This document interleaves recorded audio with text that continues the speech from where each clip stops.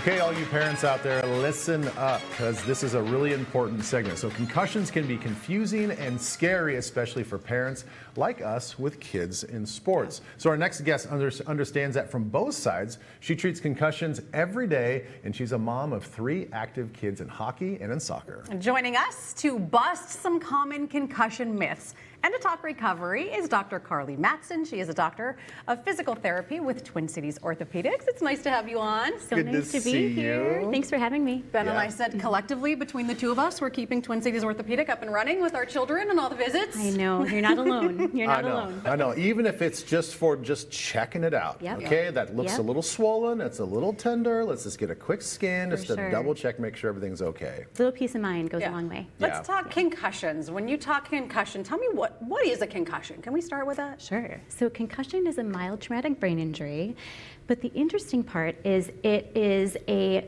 functional injury. So it's one that doesn't show up on a scan.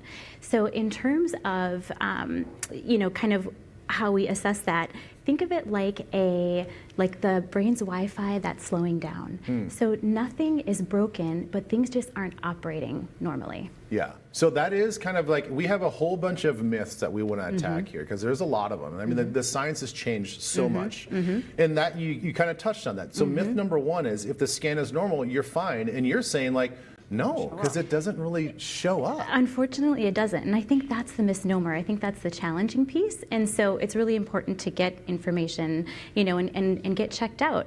And so in terms of the functional piece, it's really how the brain is working, and so it's not necessarily what shows up on a scan or what it looks like. Yeah.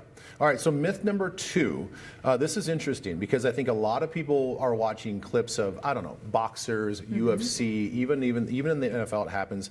If you black out or know, if you'd black out or know right away if it's a concussion. So they automatically think it's the extreme version of blacking out that equals concussion, but it's not always the case, certainly not the case. That's exactly it. So in fact, less than 5% of concussions involve a loss of consciousness. So sometimes we don't know that we have a concussion. Yeah. In fact, it can take several hours or even several days to develop symptoms. So if you've had a hit to your head or your body and you're noticing symptoms like headache, dizziness, confusion, irritability, sleep changes, you should be thinking this might be a concussion. And I think people think concussions happen in like really heavy, hard contact sports like boxing or football or hockey, but you can get a concussion in something that isn't like a super solid direct hit. All the time, all the time. We see synchronized swimmers, we see, tennis, we see all sorts of things like that. So you're absolutely right. So it's important to look at those other things like the sleep and the patterns and what is normal for your child. Exactly. Yep. Not just the contact sports. I think swimming is a big one. I know a lot of kids hit their head on the side of the pool. Yep. Myth number 3. This is all about recovery, and this is really fascinating because so much has changed from when we were kids. Rest in the dark room until it goes away.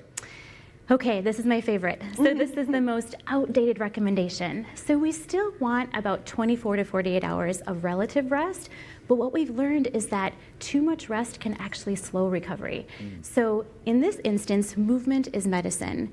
We want to encourage things like short walks, light return to daily activities, just a gradual introduction or reintroduction to school and work, because those things actually help the brain recover.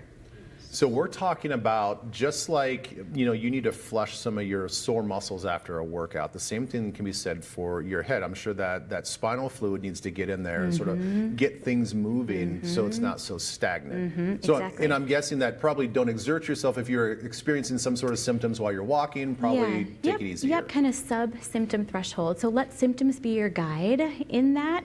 We want to, try things. We don't want to hide from symptoms, but we don't want to push through everything either. Yeah. Okay, myth number 4.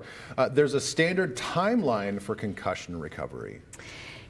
So another one of my favorite questions. So concussion recovery is so variable, and we get this question all the time. The cool part is now we know there are certain conditions that can affect that. So we know that there are people who are more likely to have symptoms and to have those symptoms last longer. Factors that can influence this are age, gender, history of anxiety or ADHD, migraine headaches, history of motion sensitivity, and so on. The good part, though, is that we don't see these as limitations. For us, they're clues. They help us understand what's going on with the patient so we can treat them more effectively. Yeah. When you mention gender, how does it affect men and women differently? That's a great question. So females tend to take longer.